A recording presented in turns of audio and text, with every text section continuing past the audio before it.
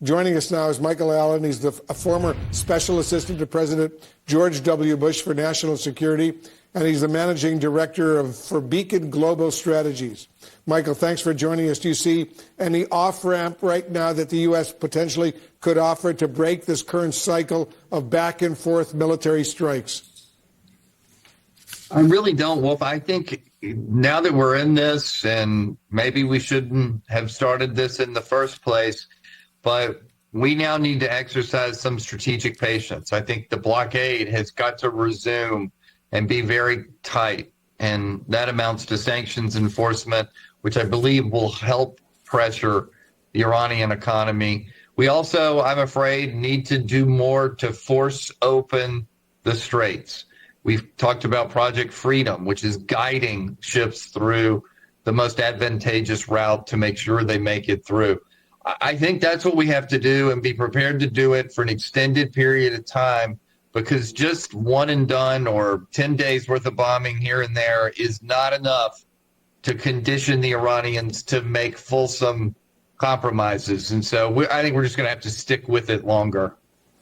This drone strike at an energy facility in Egypt is a first for that country. If confirmed as a deliberate Iranian attack, would it represent a significant widening of this conflict? And could this change the U.S. strategy in the process?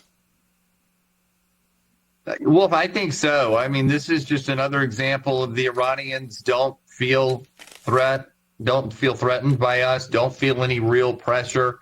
This is yet another country that they have widened the escalation to. They are trying to incorporate every other country in the region. So it's a very broad conflict. It's not necessarily deep in every other country, but it's something for us to watch. The Iranians seem fearless, and they seem like they want to be able to take shots at us all across the region, not only where our troops are, but where our interests are and where there's energy infrastructure. So we have to be ready. We have to be on our toes. But yeah, I mean, we're in the middle of a pretty broad fight. As you know, Michael, the Israeli Prime Minister Benjamin Netanyahu visited the White House earlier this week. He said in an interview he did not try to persuade President Trump to continue attacking Iran, while the U.S. is also trying to negotiate with Tehran. Here's what he told ABC. Listen to this.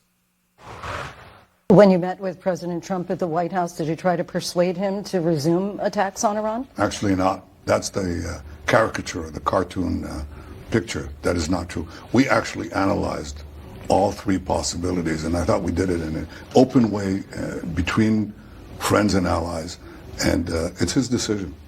It's his decision.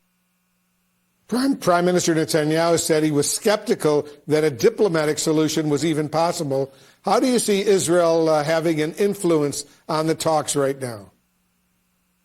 Yeah, I saw the whole Netanyahu visit as trying to reestablish a rapport with President Trump. Trump has obviously been quite annoyed, maybe even angry with Netanyahu. There's suggestions that he sort of tricked the president into the campaign in the first place. Certainly the regime change part of it, he seems to have pulled one over on the president about its viability. So I saw this as a repair mission for Netanyahu. I'm not surprised he wouldn't have urged a particular course of action, because I think the president is annoyed that Netanyahu has been so aggressive with him up until this point. So if it's true what he said in the interview that you just played, it makes sense. They discussed the issues broadly, and it seems to have had some success, because I have not heard Trump tee off against Netanyahu since the visit, like he was very publicly before the visit. Michael Allen, as usual, thanks very much for joining us.